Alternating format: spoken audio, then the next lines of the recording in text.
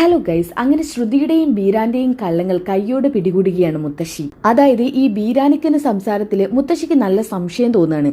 ആദ്യം മുത്തശ്ശി അത് വലിയ കാര്യമാക്കിയില്ല. എന്നാൽ വീണ്ടും വീണ്ടും ബീരാനിക്കിന്റെ വായിന്ന് പൊട്ടത്തരങ്ങൾ തന്നെ വന്നോണ്ടിരിക്കുകയാണ്. അതിൽ നല്ല സംശയം കുടുങ്ങാണ് മുത്തശ്ശിക്ക്. ശ്രുതി കണ്ണുകൊണ്ട് താളം കാട്ടുകയും ബീരാനിക്കയും ശ്രുതിയും മാറി നിന്ന് ഒരിടത്ത് നിന്ന് സംസാരിക്കുകയും ചെയ്യുന്നതൊക്കെ മുത്തശ്ശി നന്നായിട്ട് വാച്ച് ചെയ്യുന്നുണ്ട്. അപ്പൊ മുത്തശ്ശിക്ക് തോന്നുന്നുണ്ട് ഇതിൽ എന്തൊക്കെയോ വശപ്പിശകുണ്ടെന്ന്. ഇവരെന്താ സംസാരിക്കുന്നതെന്ന് കേട്ടേ പറ്റൂന്ന്. ഇതുവരെ ഇവളുടെ അച്ഛനൊന്നും ഇങ്ങോട്ട് വന്നു നോക്കാൻ പറ്റിയിട്ടില്ല. ഇപ്പോഴിതേ സിംഗപ്പൂരിൽ നിളയിച്ചനെന്ന് പറഞ്ഞ ഒരാൾ ഇങ്ങോട്ട് വന്നിരിക്കുന്നു. പറയുന്നതൊക്കെ ശുദ്ധ അബദ്ധം. എന്തായാലും മുത്തശ്ശി ശ്രുതിയുടെയും ബീരാന്റെയും കള്ളങ്ങൾ പിടികൂടുന്നുണ്ട്. എന്തായാലും ഇനി വരാനിരിക്കുന്ന ആ ഒരു എപ്പിസോഡ് നമുക്ക് ഇന്ന് സ്റ്റാർട്ട് ചെയ്യാം. ആദ്യം തന്നെ കാണിക്കുന്നത് ഈ ബീരാനിക്ക തമാശ പറഞ്ഞ് രേവതിയോട് സംസാരിക്കുന്നതാണ്. ആദ്യം തന്നെ ബീരാനിക്ക ചോദിക്കുന്നുണ്ട്, ബൈ ദ ബൈ, കുട്ടി ഇവിടുത്തെ വേലക്കാരിയാണോ? ഇത് കേട്ടപ്പോ രേവതിക്ക് ദേഷ്യം വരുന്നുണ്ട് കേട്ടോ. അപ്പൊ രേവതി പറയുന്നുണ്ട്, എന്താ നിങ്ങൾ എന്താ പറഞ്ഞത്? രേവതിയുടെ ദേഷ്യം കണ്ടിട്ട് ബീരാനിക്കൊന്ന് പതറി പോകുന്നുണ്ട് കേട്ടോ. ആ സമയത്ത് മുത്തശ്ശി അങ്ങോട്ടേക്ക് വരുന്നുണ്ട്. എന്താ ശ്രുതിയുടെ ഇളയച്ചൻ ഇപ്പൊ രേവതിയോടാണ് സംസാരിക്കുന്നത്? അത് പിന്നെ മുത്തശ്ശി കണ്ടപ്പോ ഞാനൊന്ന് വിശേഷം തിരക്കുന്നേ ഉള്ളൂ.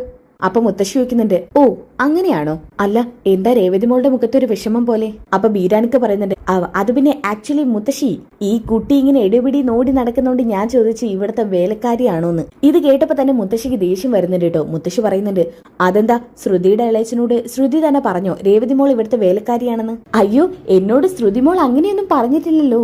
അത് പിന്നെ മുത്തശ്ശി നിർത്ത്, നീ എന്തിനാ എന്നെ ഏത് സമയം മുത്തശ്ശി എന്ന് വിളിക്കുന്നത്? നിനക്കെന്റെ മകന്റെ പ്രായം കാണുമല്ലോ. എന്നെ കണ്ടാൽ എങ്ങനെ പ്രായം തോന്നിക്കും, പക്ഷേ ആക്ച്വലി എനിക്ക് എത്ര പ്രായമൊന്നും ഇല്ല. ഓ, ഇയാൾക്ക് എത്ര പ്രായം കാണും? അത് പിന്നെ മുത്തശ്ശി അല്ല അമ്മ ചോദിച്ചതുകൊണ്ട് ഞാൻ പറയാം. ഞാനെപ്പോഴും എല്ലാവരോടും 2 വയസ്സ് കൂട്ടി പറയാറേ ഉള്ളൂ. അതെന്തിനാ കൂട്ടി പറയുന്നത്? അവനവനുള്ള വയസ്സ് പറഞ്ഞാ പോരെ. അത് പിന്നെ എന്നെ കണ്ടാൽ കുറച്ച് പ്രായം തോന്നിക്കുന്നത് കൊണ്ട് എന്റെ പ്രായം പറഞ്ഞ ആരും അതങ്ങ് വിശ്വസിക്കത്തില്ല. നിന്റെ ശരിക്കത്തെ പ്രായം എത്ര അതറിഞ്ഞാ മതി. ഇവിടെ 2 വയസ്സൊന്നും കൂട്ടി പറയണ്ട. എനിക്ക് ഇപ്പം 35 ആയതേ ഉള്ളൂ. 2 വയസ്സ് കൂട്ടി പറഞ്ഞാൽ 37 വയസ്സ്. 35 വയസ്സോ? 35 വയസ്സെന്ന് കേട്ടപ്പോ തന്നെ രേവതി ചിരിക്കാൻ തുടങ്ങാൻ കേട്ടോ. അത് കണ്ടപ്പോ ബീരാനിക്കും ഓട്ടോമാറ്റിക് ആയിട്ട് ചിരി വന്നു. അപ്പൊ മുത്തശ്ശി പറയുന്നുണ്ട്, അല്ല 35 വയസ്സെന്നുള്ളത് ശരി തന്നെയാണോ? അതെന്താ അങ്ങനെ ചോദിച്ചത്? അല്ല, കണ്ടിട്ട് 35ഉം എനിക്ക് തോന്നുന്നില്ല. ആണോ? പക്ഷെ എന്നോട് എല്ലാവരും പ്രായം കൂടുതലാണെന്നാണല്ലോ പറയാറ്. അപ്പൊ രേവതി പറയുന്നുണ്ട്, സത്യം പറയാലോ, ചേട്ടനെ കണ്ടാലേ 35 തോന്നിക്കത്തേയില്ല. ആദ്യമായിട്ടാ ഇത്രയും മനസ്സിന് കുളിർമയുള്ളതൊക്കെ കേൾക്കുന്നത്. ഇങ്ങനെ കുളിർമയുള്ള കാര്യങ്ങൾ പറയുന്നത് എനിക്കിഷ്ടമാണ്. ഞാൻ പോകുന്നതിന് മുമ്പ് കുട്ടിക്കൊരു സർപ്രൈസ് തന്നിരിക്കും. അല്ല, മോൾക്ക് മാത്രമേ ഉള്ളൂ, എനിക്കൊന്നും ഇല്ലേ? പിന്നെ മുത്തശ്ശിക്ക് സോറി അമ്മയ്ക്ക് ഞാൻ സിംഗപ്പൂരിലേക്ക് ഒരു ടിക്കറ്റ് തന്നെ തരും. അയ്യോ, എനിക്ക് ടിക്കറ്റിന്റെ ആവശ്യമൊന്നുമില്ല. ആ സമയത്താണ് അങ്ങോട്ടേക്ക് ശ്രുതി വരുന്നത്. ഇളയച്ചൻ ഇവിടെ എന്തെടുക്കുക?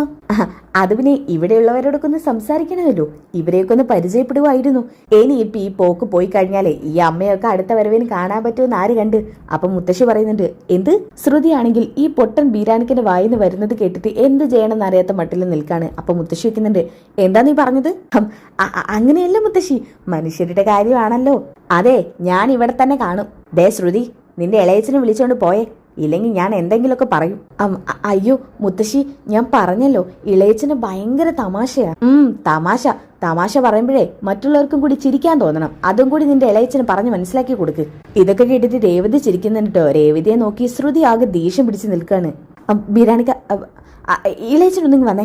ഇതും പറഞ്ഞ് ശ്രുതി ഇളയച്ചനെ കൈ പിടിച്ച് അവിടെ നിന്ന് പോവാണ് കേട്ടോ. ആ സമയത്ത് മുത്തശ്ശി വയ്ക്കുന്നുണ്ട്, അല്ല ശ്രുതി മോൾ ഇപ്പൊ എന്താ പറഞ്ഞത്? അപ്പൊ രേവതി പറയുന്നുണ്ട്, അത് ബീരാനിക്കാന്നാ ഞാൻ കേട്ടത്. ആണല്ലോ, ഞാനും അത് തന്നെയാ കേട്ടത്. ശ്രുതിക്ക് ചിലപ്പോ മാറിപ്പോയതായിരിക്കും മുത്തശ്ശി. അതെന്തെങ്കിലും ആവട്ടെ. പക്ഷെ മോളെ, എനിക്ക് നല്ല സംശയമുണ്ട് ഇവന്റെ കാര്യത്തിൽ. ആരുടെ? വേറെ ആരും മോളെ, ആ ശ്രുതിയുടെ ഇളയച്ചൻ തന്നെ. അയാൾക്ക് പുറമേന്ന് വരുന്ന ഒരാളുടെ സംസ്കാരമൊന്നുമില്ല. അത് മാത്രമല്ല, അയാളുടെ സംസാരത്തിൽ മൊത്തത്തിലൊരു വശപ്പിശക് പോലെ. അത് മുത്തശ്ശി, അതെനിക്കും തോന്നി. എന്തെങ്കിലും ആവട്ടെ, മോള് പോയി കിടക്കാൻ നോക്ക്, സമയം ഒരുപാടായി. ശരി മുത്തശ്ശി. പിന്നെ ഇന്ന് മോള് സച്ചിൻ കൂടി എന്റെ മുറിയിൽ കിടന്നോ, ഞാൻ ഈ ഹോളിൽ കിടന്നോളാം. അയ്യോ, അതൊന്നും വേണ്ട മുത്തശ്ശി, ഞങ്ങൾക്ക് പുറത്ത് കിടന്നതുകൊണ്ട് ഒരു ബുദ്ധിമുട്ടുമില്ല. അത് പറഞ്ഞാൽ എങ്ങനെയാ മോളെ ശരിയാവുക? നീയും സച്ചിയും ഭാര്യയും ഭർത്താവുക. നിങ്ങൾ ഇനി ഇങ്ങനെ പുറത്ത് കിടക്കണ്ട, അത് ശരിയാവില്ല. അങ്ങനെ പുറത്ത് കിടന്നതുകൊണ്ടാ ഇന്ന് ഒരുമാതിരിപ്പെട്ട പെണ്ണുങ്ങളൊക്കെ ഇവിടെ വന്ന് മോളെ നാണം കെടുത്തിയത്. ഇനി അത് പാടില്ല. അതുകൊണ്ട് മോൾ എന്റെ മുറിയിൽ ചെന്ന് കിടക്ക്. അയ്യോ മുത്തശ്ശി, അത് വേണ്ട. ദേ ഞാൻ പറഞ്ഞത് കേട്ടോളാം, ഇല്ലെങ്കിൽ എന്റെ സ്വഭാവം നിനക്കറിയാലോ. അങ്ങനെ മനസ്സിലോടെ രേവതി അത് സമ്മതിക്കാൻ കേട്ടോ. പിന്നെ കാണിക്കുന്നത് ശ്രുതിയും ഇളയച്ചനാണ്. ശ്രുതി ഇളയച്ചനും ഒരു മുറിയിലേക്ക് ചെല്ലുന്നുണ്ട്. മുറിയിലേക്ക് ചെന്ന പാടത്തിന് ശ്രുതി കഥ കടക്കുന്നുണ്ട് കേട്ടോ. എന്നിട്ട് പറയുന്നുണ്ട്, ദേ നിങ്ങൾക്ക് എന്താ കുഴപ്പം? നിങ്ങൾ ഇവിടെ വന്നപ്പോ മുതൽ ഒരു പിരി ലൂസായ പോലെയാ സംസാരിക്കുന്നത്. എനിക്കൊരു പിരി ലൂസായിരുന്നു. മര്യാദയ്ക്ക് ഇറച്ചു വെട്ടുന്ന നീ എന്നെ ഇങ്ങോട്ട് അഭിനയത്തിന് കൂട്ടിക്കൊണ്ട് വന്നതല്ലേ, എന്നിട്ട് ഞാനിപ്പോ ഇവിടെ ജീവിച്ച് കാണിക്കുക. ഞാൻ എന്താ പറഞ്ഞത്? ഇവിടെ നന്നായിട്ട് അഭിനയിച്ചാലേ നിങ്ങൾക്ക് അതിനുള്ള ചാൻസ് തരുന്നല്ലേ. പക്ഷേ മോളെ, ഞാൻ ഇവിടെ വന്നത് മുതൽ ഞാൻ ഇവിടെ ജീവിച്ച് കാണിക്കുക. ആ സമയത്താണ് മുത്തശ്ശി അതിലൂടെ പാസ് ചെയ്യുന്നത് കേട്ടോ. അപ്പോഴാണ് ഇവരുടെ സംസാരം മുത്തശ്ശി ജനലിന്റെ സൈഡിലൂടെ കേൾക്കുന്നത്. ഇത് ശ്രുതിയോ അവളുടെ ഇളയച്ചനും അല്ലേ? കഥ കടച്ചിട്ടിരിക്കുകയാണല്ലോ. കുറെ കാലായിക്കാണ് കണ്ടിട്ട്. അങ്ങനെ വല്ലതും സംസാരിക്കായിരിക്കും. നിങ്ങളോട് ഞാൻ അഭിനയിക്കാനല്ലേ പറഞ്ഞത്, അത് നന്നായിട്ട് നിങ്ങൾ ചെയ്യണം. അല്ലാതെ ഇതൊരുമാതിരി ഒരു പിരി ലൂസായ പോലെയാ സംസാരിക്കുന്നത്. ദേ കൊച്ചെ, ഞാൻ കൊച്ചു വിളിച്ചിട്ട് വന്നതല്ലേ. എന്നാ ഇത് മുത്തശ്ശി കേൾക്കുന്നുണ്ട് കേട്ടോ. എന്താ ഇവരെന്തൊക്കെയോ അഭിനയത്തിന്റെ കാര്യമൊക്കെ പറയുന്നത്? ശരിക്കും എന്തൊക്കെയോ വശപ്പിശക് മൊത്തത്തിൽ അങ്ങ് മനസ്സിലാകുന്നില്ല. ദേ ബിരാനിക്ക, ഞാൻ പറഞ്ഞത് ഓർമ്മയുണ്ടല്ലോ, നല്ല പോലെ അഭിനയിച്ചാലേ ഇവിടെ നിങ്ങൾക്ക് ചാൻസ് തരൂ. എന്റെ ശ്രുതി മോളെ, ഞാൻ കഴിക്കുന്ന പരമാവധി നന്നായിട്ട് തന്നെയാണ് അഭിനയിക്കുന്നത്. പക്ഷെ അഭിനയം പോരാ.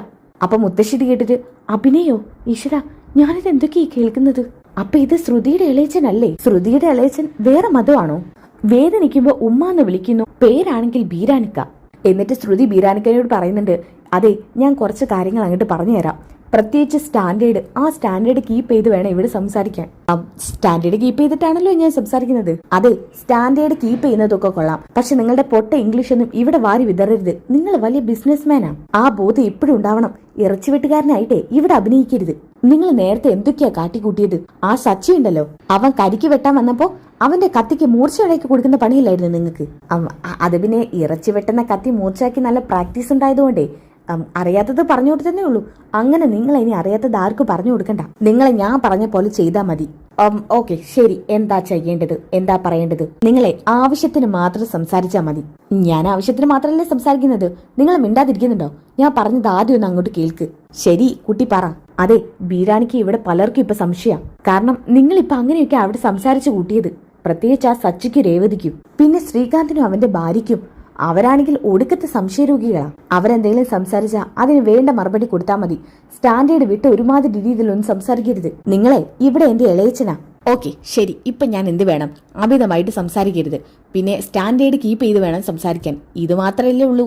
ഇനി ഞാൻ അങ്ങനെ ചെയ്തോളാം. എന്നാൽ ഇനി കാണിക്കുന്നത് മുത്തശ്ശിയാണ്. അപ്പൊ മുത്തശ്ശി പറയുന്നുണ്ട്, ഹമ്പടി, അപ്പൊ ഇത് നിന്റെ ഇളയച്ചനൊന്നും അല്ല. നീ നിന്റെ അമ്മായിയമ്മയെ പറ്റിക്കാൻ വേണ്ടിയിട്ട് ഒരുത്തനെ ഇറക്കിയതാ. മറ്റവളുടെ മുന്നിൽ ഇവക്കും കയറി നിൽക്കണമല്ലോ. എന്തൊക്കെ കാണാനോ ആവോ ഞാന്. തൽക്കാലം ഇതൊക്കെ ആ ചന്ദ്രമതിക്ക് കിട്ടിയേ പറ്റൂ. അവൾ ഇതൊക്കെ അർഹിക്കുന്നതാണ്. പൊന്നുംകുടത്തെ കണ്ടില്ലെന്ന് വെച്ച് വെള്ളിക്കൂടത്തെ എടുത്ത് തലയിൽ വെക്കുകയല്ലേ അവള്. ഇവക്ക് ഇത് കിട്ടിയില്ലെങ്കിൽ അത്ഭുതമുള്ളൂ. തൽക്കാലം ഇത് ഇങ്ങനെ തന്നെ പോട്ടെ. എന്നാലും ഈ ശ്രുതിപ്പണി ഇത് എന്തൊരു കള്ളിയാ. ഒന്നുമില്ലെങ്കിലും ഞങ്ങളൊക്കെ ഇങ്ങനെയൊക്കെ പറ്റിക്കാൻ പറ്റൂ? അപ്പൊ ശ്രുതി പറയുന്നുണ്ട്, അതുപോലെ സംസാരിച്ചാ മതി. പിന്നെ ആ സച്ചിയും രേവതിയും കൾച്ചർ ഇല്ലാത്തവരാ. അവരങ്ങനെ പലതും സംസാരിക്കും. ആ സച്ചിയുടെ ഒന്നും വായിലോട്ട് അങ്ങ് ചെന്ന് കൊടുത്തേക്കരുത്, കേട്ടല്ലോ. ആ സച്ചി ഒരു കുഴപ്പക്കാരനാണെന്ന് എനിക്ക് മുൻപേ തോന്നി മോളെ. അവനെ ഒരു കുഴപ്പക്കാരനല്ല, ഒരു ഒന്നൊന്നര കുഴപ്പക്കാരനാ. അവന്റെ വായിലോട്ട് ചാടി കൊടുത്താലേ പിന്നെ സത്യങ്ങളൊക്കെ ഇവിടെ വിളിച്ചെത്താവും. അവന് ഭീകരനാണോ? ഭീകരനാണെന്ന് വേണമെങ്കിൽ പറയാം. അപ്പൊ പിന്നെ വലിയ ടച്ച് വേണ്ട അല്ലേ? അതെ, അത് തന്നെയാ ഞാൻ പറഞ്ഞത്. ആ സച്ചി വിളിച്ചാലേ എടിപിടിന്ന് അവന് പിന്നാലെ ചെല്ലരുത്, കേട്ടല്ലോ. ശരി, മോള് പറഞ്ഞ പോലെയൊക്കെ ചെയ്തോളാം. പിന്നെ എന്റെ അമ്മായിയമ്മ നന്നായിട്ട് അറിയാലോ.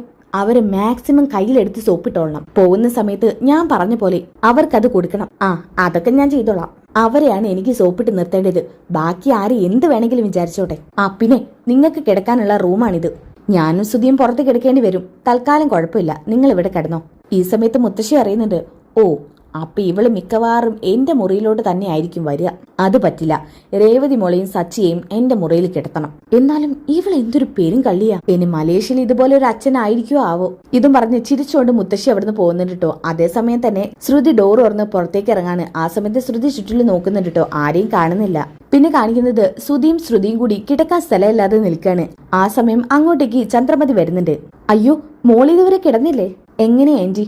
എനിക്കിവിടെ കിടന്നിട്ട് ഉറക്കം കിട്ടുന്നില്ല. അയ്യോ, അങ്ങനെയാണോ? ഇതും പറഞ്ഞ് ചന്ദ്രമതി അമ്മയുടെ മുഖത്തേക്ക് നോക്കുക കേട്ടോ. അമ്മ ഇവിടെ ഹോളിലാണ് കിടക്കുന്നത്. കണ്ടിട്ട് നിനക്കെന്താ തോന്നുന്നത്? ഞാനിവിടെ പായ വിരിച്ചിരിക്കുന്നത് നീ കാണുന്നില്ലേ? ആ അപ്പൊ പിന്നെ അമ്മയുടെ റൂമിൽ ആരും കാണില്ലല്ലോ. എനിക്കൊന്നും അറിയില്ല, എനിക്കിന്ന് ഹാളിൽ കിടക്കണം തോന്നി, നല്ല വിശാലമായിട്ട്. റൂമിൽ ചെന്ന് നീ നോക്ക്. ആ മോളെ ശ്രുതി വാടാ, നിങ്ങക്ക് ആ റൂമിൽ കിടക്കാം, വാ. ഇതും പറഞ്ഞ് ചന്ദ്രമതി ആ മുറിയിലോട്ട് ചെല്ലണ്ടോ. ആ സമയത്ത് അവിടെ രേവതി ബെഡ്ഷീറ്റ് വിരിച്ചോണ്ടിരിക്കുന്നുണ്ട്. തൊട്ടപ്പുറത്ത് സച്ചിയും ഉണ്ട് കേട്ടോ. അപ്പൊ ചന്ദ്രമതി ചോദിക്കുന്നുണ്ട്, ആഹാ രേവതി ഇവർക്ക് വിരിക്കുകയാണോ? അപ്പൊ സച്ചി ചോദിക്കുന്നുണ്ട്, എന്താന്ന് രേവതി ഇവർക്ക് വിരിക്കേ? അതെ, ഇവർക്ക് കിടക്കാൻ മുറിയില്ല, അപ്പൊ അമ്മയുടെ മുറി അമ്മ ഒഴിഞ്ഞു കൊടുത്തതാ. അപ്പൊ സച്ചി പറയുന്നുണ്ട്, എങ്ങനെ എന്തോന്ന്? എടാ സുധി, മര്യാദക്ക് ഈ പൗഡർ എടുത്തും വിളിച്ചോണ്ടേ ആ ഹോളിലെങ്ങാനും ചെന്ന് കിടക്ക്. എടാ ഞങ്ങൾ എങ്ങനെയാടാ ഹോളിൽ കിടക്കുക? ഞങ്ങൾക്ക് അങ്ങനെ കിടന്നുള്ള പരിചയമില്ല. ആ ഇനി പരിചയം ആയിക്കോളും. വലിയ കാർ ഷോറൂമിന്റെ മുതലാളി അല്ലായിരുന്നു, ഇപ്പൊ അതൊക്കെ തകർന്നടിഞ്ഞില്ലേ, അതുപോലെ ഇതും ഓട്ടോമാറ്റിക് അങ്ങനെ ആയിക്കോളും. എടാ സുധി, കുറച്ച് കനിവ് കാണിക്കടാ. ഇവളുടെ ഇളയച്ചൻ വന്നിരിക്കുകയല്ലേ, ഞങ്ങൾ അവിടെ കിടക്കുന്ന കണ്ടു കഴിഞ്ഞാൽ ഇളയച്ചന് ശ്രുതിയുടെ അച്ഛനെ വിളിച്ച് പറയില്ലേ? ആ അതെ, എന്റെ അച്ഛനെ വിളിച്ച് പറഞ്ഞു കഴിഞ്ഞാൽ അത് മോശമാ. ആഹാ ആണോ? എന്നാ പിന്നെ പൗഡർ ഇട്ടിട്ട് ഒരു കാര്യം ചെയ്യ്, ആ തലയിണയും പായും ഇവിടെ താഴെ വിരി. എന്നിട്ട് രണ്ടുപേരും കൂടി ഞങ്ങളുടെ മുറിയിൽ കിടന്നോ. ഈ മുറിയിലോട്ട് ഇളയിച്ചൻ വരത്തൊന്നുമില്ലല്ലോ. എന്തായാലും ബെഡ് ഞങ്ങൾ വിട്ടുതരില്ല. ആ സമയം മുത്തശ്ശി അങ്ങോട്ട് വരുന്നുണ്ട് കേട്ടോ. എന്താ ഇവിടെ ഒരു ബഹളം? ഇവിടെ ഒരാൾ വന്നിരിക്കുകയല്ലേ, അദ്ദേഹത്തിന് കൊടുക്കേണ്ട പ്രാധാന്യം കൊടുക്കണ്ടേ?